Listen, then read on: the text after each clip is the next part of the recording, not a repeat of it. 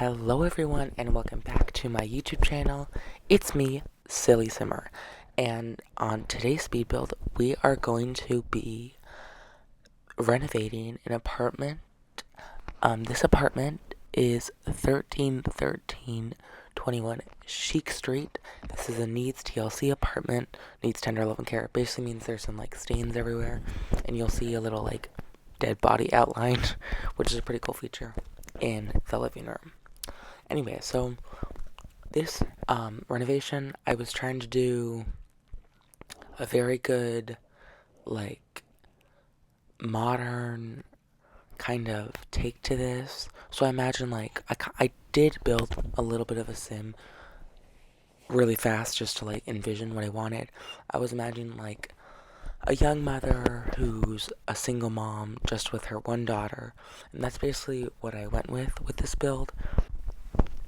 So it's the very just young mother and her toddler or kid-aged daughter living in the city.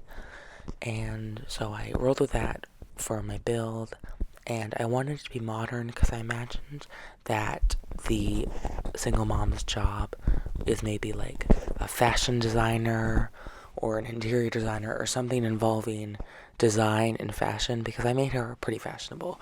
So I imagined her as that kind of sim who's creative, or maybe a painter or something. Also, side note, when building this, that brick I used in so many kitchens. That is such a good black splash. I love the subway tile brick. It's really nice to use. And also that dream home decorator trick I just did there. If you have dream home decorator and you get the modular shelf and place it to any level, it's better than using the control 9-0 keys. So that's really helpful for placing things, especially when you have small areas and you want to fill up the top of a fridge. Anyway, so here I'm just working the bathroom. Bathrooms are honestly the least entertaining to renovate because it's just you keep the same appliances and then just change up the paint a little bit. This, I was trying to figure out if I wanted to do an exposed brick as an accent wall in the living room or not. And so yeah, I did end up using that exposed brick in the living room, and you can see that body outline that I was talking about. I don't know if I ever made it go away. I think I just covered it up with a rug. That's what I ended up doing. This is just me trying to figure out the best coffee table for the TV size. Yeah, I just ended up covering it with a rug. Also, that fluffy city living rug is one of the best rugs in the game. Definitely the best rug in the pack, but one of the best rugs in the game. Super great item to use in the game.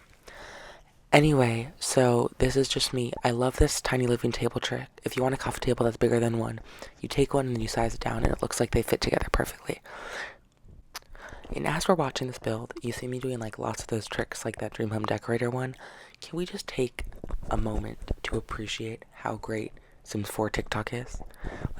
I learn so many build hacks and so many just Sims 4 life hacks when I'm going on Sims 4 TikTok. There was so much that you can do and learn with it. And if you guys are on TikTok, my account isn't on TikTok, but I just use a guest account. But TikTok is honestly an amazing resource for anyone who wants to become better at building in The Sims. So if you guys are wow, I really like that trick, or oh, that's interesting, how do you do that? How I'm all placing this right now. Go on Sims TikTok and you'll learn so much. Or watch Lil Simsy building hacks YouTube videos, because she's always really resourceful and helpful. Here I'm just trying to figure out what paint to use. I love that My Wedding Story is sun tainted paint. I like that. Or sun beaten paint. I really like that one. But I feel apartments in this game are so weird because they just always look really weird. Because obviously, especially these worse needs TLC ones, because they try to keep it cheap. And then also uploading the gallery, which name drop, my gallery ID is SillySimmer130, so go check out my build and this apartment will be on there. But when we're uploading Sims 4 apartments to the gallery, it's impossible because you have to do it room by room, which is so annoying. This is where I'm making it split level. So I added platforms in the kitchen, and I do end up adding platforms to the bathroom as well. But it's just like so annoying that you have to upload them as rooms because they just like don't look as good, and when you download them from the gallery, it's so much more work to figure out where they all connect. So just a little rant about that. That annoys me. But yeah. So here I'm just throwing on some finishing touches on the build for the kitchen area, adding some like spandrels and columns just to make it look a little more complete, because like I said, I did end up doing a split level into the kitchen, and I did end up adding it to the primary bedroom. So just throwing that on, which I think adds a lot of like almost like texture and dimension to the house and to the room. Right now, right there, I was just rearranging the room shapes and sizes. It was like a weird diagonal shape that I really did not like. So I just like didn't use it. Here I was just fixing it because when you add platforms, the cabinets heights get kind of weird because like the floor lifts, so then they all like clip with each other, which is like annoying. But The Sims 4 is gonna be The Sims 4. You know what I mean? If you know what I mean. Anyway, here I'm just trying to finish the kids' room. Again, I was going for like a single mom and her like kid, maybe a teen, if you wanted it like that. But I decided to do like a modular closet. Honestly, Dream Home Decorator is so cool because it has all those things, all those little modular pieces, so you can make everything super, super, super customized and make it fit any space necessary. So I decided to do like a little closet area for the kid. And again, this paranormal stuff wallpaper is a great wallpaper. It's a little heavy, but I like it. I think it went really well with the room because the rest of the house is kind of light on wallpaper. Anyway, so here I'm just trying to figure out what to paint the walls and how I want to situate the walls for the room. What is your favorite type of style in The Sims 4? I think I really like modern or like mid-century modern, basically like what comes with Dream Home Decorator. I think that style looks really good in the game, and I just like really enjoy using that. But I want you guys to comment down below and tell me what your favorite style in the game is. There, I was just typing some cheats to try to get postcards for the debug. I don't think I found them. This is just me like going through stuff and saying like, sometimes I find stuff in debug that is like so weird. I'm like, how is there a window in debug? That's an item in the game. I don't know. Sometimes I just find crazy stuff in debug. Anyway, comment down below what your favorite style to build is in The Sims 4.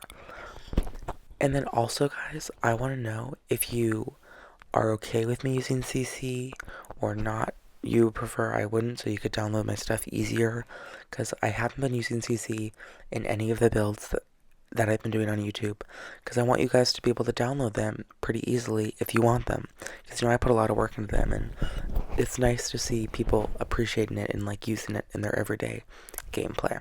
Because I make so many builds that I don't play in every single one of these builds.